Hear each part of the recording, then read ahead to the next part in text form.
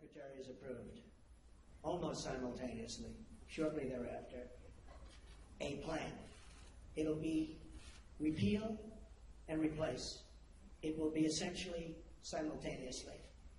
It will be various segments, you understand, but will most likely be on the same day or the same week, but probably the same day, could be the same hour. So we're going to do repeal and replace. Very complicated stuff. And we're going to get a health bill passed. We're going to get health care taken care of in this country.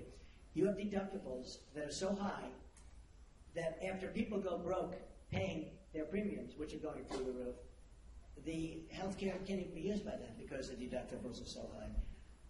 Obamacare is the Democrats' problem. We are going to take the problem off the shelves for them. We're doing them a tremendous service by doing it. We could sit back and let them hang with it. We are doing the Democrats a great service. So as soon as our secretary is approved and gets into the office, we'll be filing a plan. And it was actually pretty accurately reported today, the New York Times. And the plan will be repeal and replace Obamacare. We're going to have a health care that is far less expensive and far better. Okay. Mr. President-elect, can we just ask you, sir. Which one, Mr. President? Well, I was going to. Thank you. Go ahead, then, CBS. Okay, President-elect Trump, John Steinberg from Cheddar. When you look at all the meetings that you've had with Carrier and SoftBank and Alibaba, do you conceive of making this a program, maybe sitting inside of Commerce? And then my follow-up question to that is, how soon will we see the program on capital repatriation and corporate tax cuts? Well, if I can save jobs, for instance, I was doing individual companies, and people said, well, that's only one company, like we did a good job with Carrier.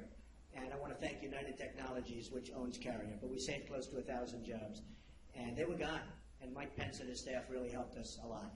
But those were jobs. That was a tough one because they announced a year and a half before that they were leaving. So it's always tough when they're building a plant. It's a little tougher than before they start or before they make an announcement. So I want to thank United Technologies. But we've been meeting with a lot of companies.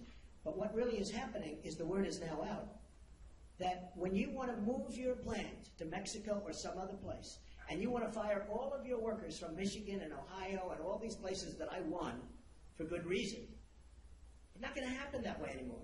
You want to move your plant, and you think, as an example, you're going to build that plant in Mexico, and you're going to make your air conditioners or your cars or whatever you're making, and you're going to sell it through what will be a very, very strong border to build a wall. I could wait about a year and a half until we finish our negotiations with Mexico, which will start immediately after we get to office, but I don't want to wait. Mike Pence is leading an effort to get final approvals through various agencies and through Congress for the wall to begin. I don't feel like waiting a year or a year and a half. We're going to start building.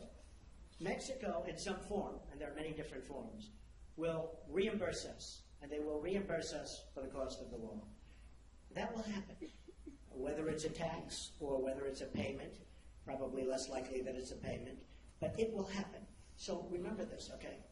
I would say we are going to build a wall, and people would go crazy. I would then say, who's going to pay for the wall?